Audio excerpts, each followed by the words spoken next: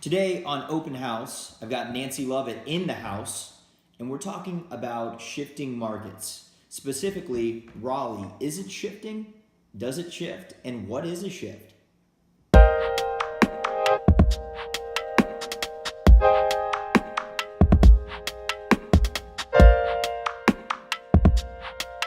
Nancy, it's good to have you on again. Nice to be here.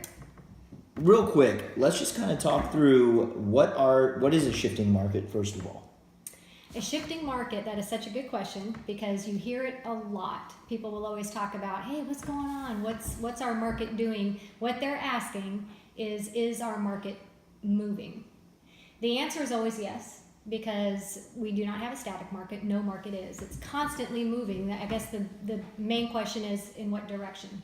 Right. So cold or hot, buyer, seller. Talk through a little bit, when someone says the market is cold, what are they saying? Right. Well, that depends on who you're talking to. If you're talking to a buyer, cold may mean, oh my goodness, it's cold for me. I can't get the house that I want for the price that I want. Mm-hmm. To a seller, it means something completely different. Cold means my house isn't getting any showings, there's no activity, or I'm having to practically give it away in their mind. Right. So, and then hot would be the buyer, they have all the houses they can pick from. Oh, it's hot. I have 50 choice A's. Perfect. And then for the seller, hot would be I sold my house in 2 hours. Yes. Hot to a seller means I'm the only one in the neighborhood on the market. Right. This is the hot time to sell. Yes. Okay. Because you have to buy my house. Right, because the inventory would be low. Correct. So then in a buyer and seller market, a buyer's market is where the buyer would have the advantage. Correct. And then in a seller's market, the seller would have an advantage. That's right. So we're going to use these terms pretty much for this entire episode. Okay. So if you have any questions, just leave a comment below and we'll try to unpack them a little bit more or address your question directly. So anyway, let's dive right in. Raleigh. Is Raleigh cold? Is Raleigh hot? What's happening in Raleigh? Raleigh, this is like the standard answer. It's a great market. It's a great time to buy or sell. Now, that doesn't mean anything to anyone specifically. They want to know what's happening with my house, or if I'm a buyer, what kind of choices do I have? Mm-hmm. Raleigh overall is constantly growing. It's increasing by all metrics, and the main reason is because we have, influx would be the right word, a constant influx of high dollar buyers coming from other markets. What that means is they're coming with equity, they're coming with cash in their pocket. That gives them the ability to purchase a little bit more, and because they can purchase a little bit more, that is contributing to the incremental increase in the median price point of housing across the board. Okay, so prices are going up. Correct. And a lot of that is being caused by these buyers that are coming from other markets. That's right. And they're coming to our area with a little bit of cash in hand. Yes. So we've seen cash sales increase. 17% of sales so far this year, I believe. 17%. 17% have been all cash purchases, Seriously? which is very high. Wow, I did not know the number, but we seem to be seeing a lot more deals where people have a little bit more cash, and we're always asking who has that much cash? I have like $17. Yeah, and they have 17,000. Okay, so there's a bit of a difference there. Okay, so that's one of the contributing factors to prices rising. Yes.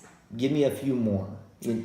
Low inventory. Okay. There's still some uncertainty with just a little bit of uneasiness of what's going to happen, and there's a lot of contributing factors to that. Some of that's national. It's a political season. Okay.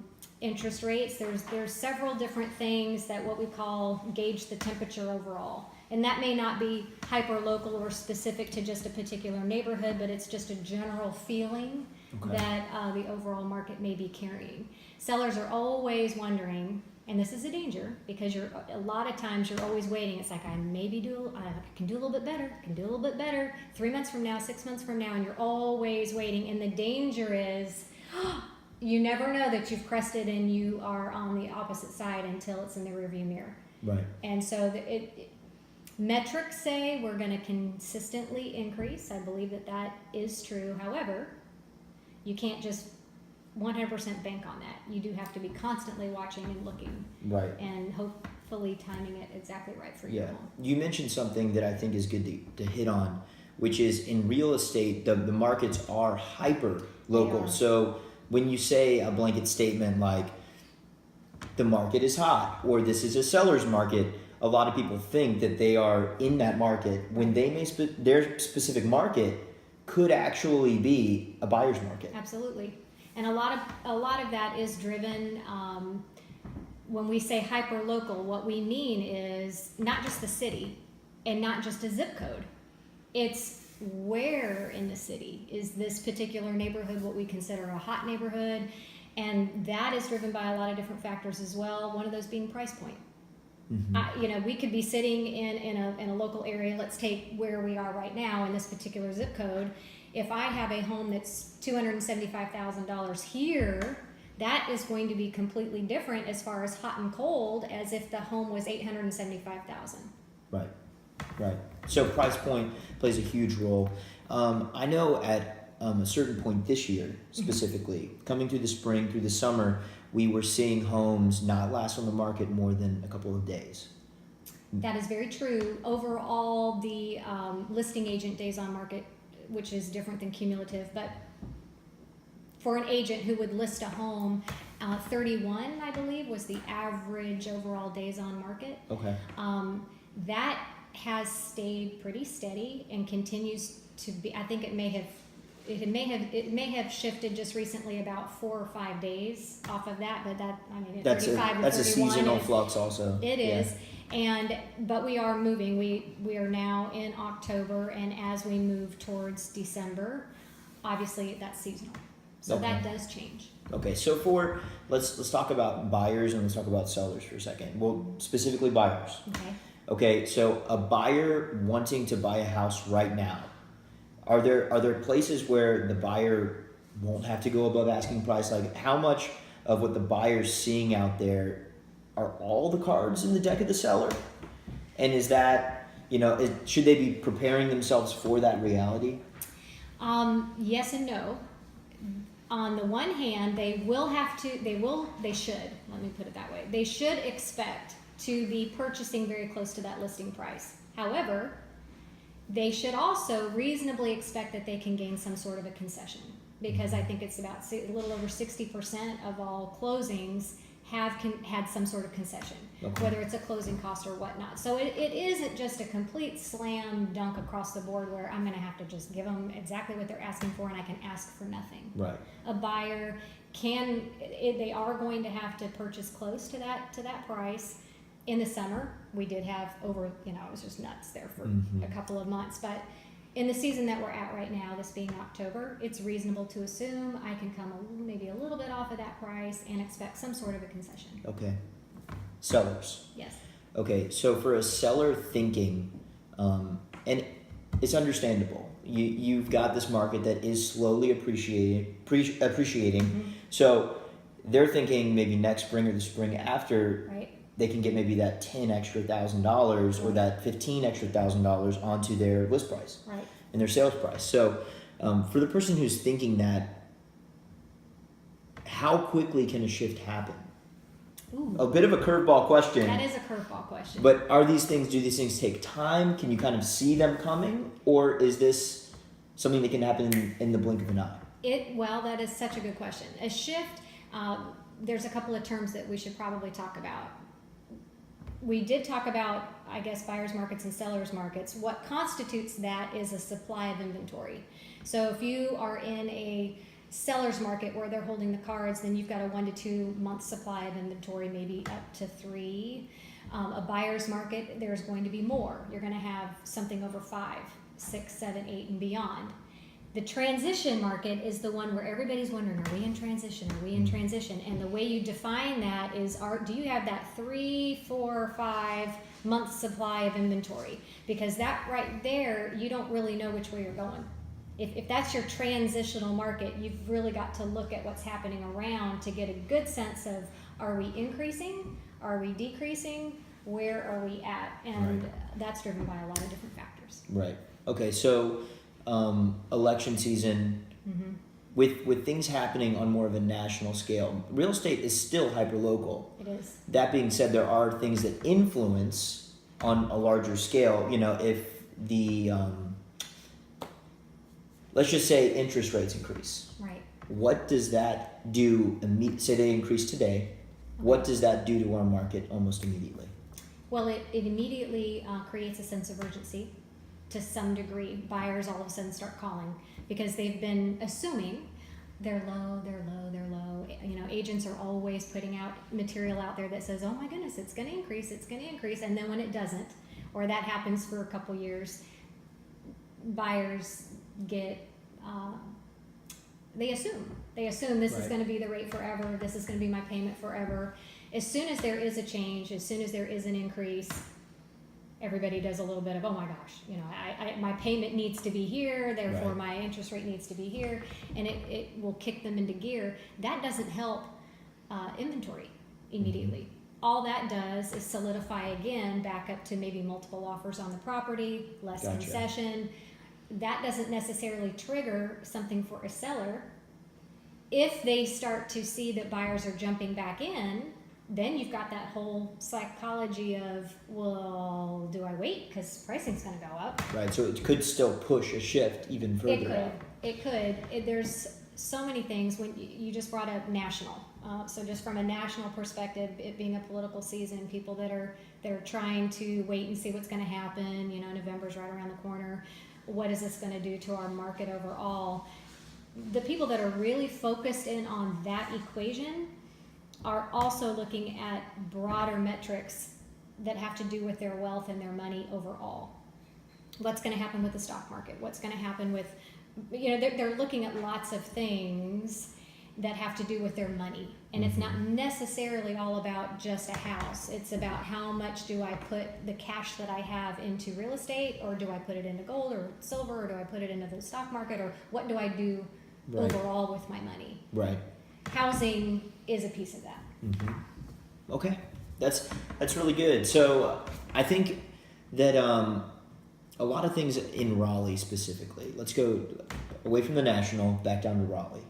In Raleigh, the inventory overall is still in that 1 to 2 month. Yeah, it's low. It's very low. Year over year, between, let's just take the seller who was thinking about last year and then thinking about this year. Okay, so someone was delaying from last year to this year. Okay. How has inventory changed year over year? Ooh, we can look at that a couple of different ways. There's the resale market, and then there's new construction. Oh, okay. Okay, so resale has decreased. Gotcha. But new construction has increased. I think we have a 15 or 16% decrease in resale inventory, but we have a 2% increase in new construction. So the broader picture of that is builders know. They know, oh, people are flooding in. Sellers aren't as quick to the game. They're just not flooding. They're still trying. Hey, you have to remember, just a couple of years ago, we were dealing with short sales and a down market and all kinds of things. And sellers have been able to recover somewhat, but it's not like, oh, wow, my house is $25,000, dollars more. In some cases, they've come back to even, maybe a little bit more, but in the background, you've got builders that they're meeting the need, they're meeting the demand. Right. So a lot of our increase, you have to break this down. It's the tale of two markets, as they say. You break it down into resale or new construction, because a lot of that increase has been new construction sales. Okay. Interesting. So it's hyper local. It's always shifting. It's always changing in some direction or another. I remember a house that we listed not too long ago that, as soon as it went on the market, several other homes in the neighborhood went on the market. Right. And then changed the market of the neighborhood. Right. And so this can happen very quickly. But it can also take a little bit of time, like you're saying. It can kind of push out and push out and push out because there are so many factors. The interesting thing about, we can get as hyper local as you want to. The thing about real estate is it can change on the same street. Just because your neighbor who has the perfect house sold in 2 days, if you're further in the cul-de-sac and you have a driveway that's like this, or it needs work, or you haven't improved it at all, or whatever, your experience isn't the same as somebody 4 doors down. Right. And so it's good to have the understanding, talk to somebody who knows not only the broad market, the city market, the area, and then the neighborhood, but you also need to pay attention and talk to somebody who can help guide you into the wisest thing to do with your particular property. That's really good. Nancy, where can everyone find you? Like, how can they get in touch with you? Well, couple of ways. Best way is probably to call or text 919-413-7664. In the description also. Yeah. You can just click on that. That's textable. Love to text or call. Our website, loveitproperties.com, or you can find me at the closest Goodwill about 3 days a week. Yes. Looking for the deal.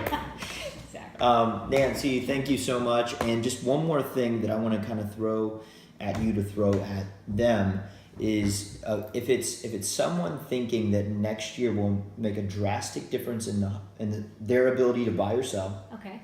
Just 1 year. Okay. And they're thinking of waiting. What would you say to that person? Yeah, your thinking on that is shared by many, many, many people. Mm-hmm. And because that is the thinking of the collective, you also increase your competition. So my advice to anyone who's thinking of selling is you've got to make the right decision for you in your particular situation. If you have a home and it is ready to go and it's priced right, it will sell. And it will sell for market value. Making a decision to wait, don't make that decision based on factors that are outside of what's good for you, because you're just going to be jumping into that particular market as well. Mm-hmm. So good. Thank you for watching this episode of Open House. If you have any questions about a shifting market, or if you want to hold someone's hand as they walk you through that market, at Lovette Properties, we are definitely here to serve you in any way that we can and guide you through the shifting sands of a shifting market.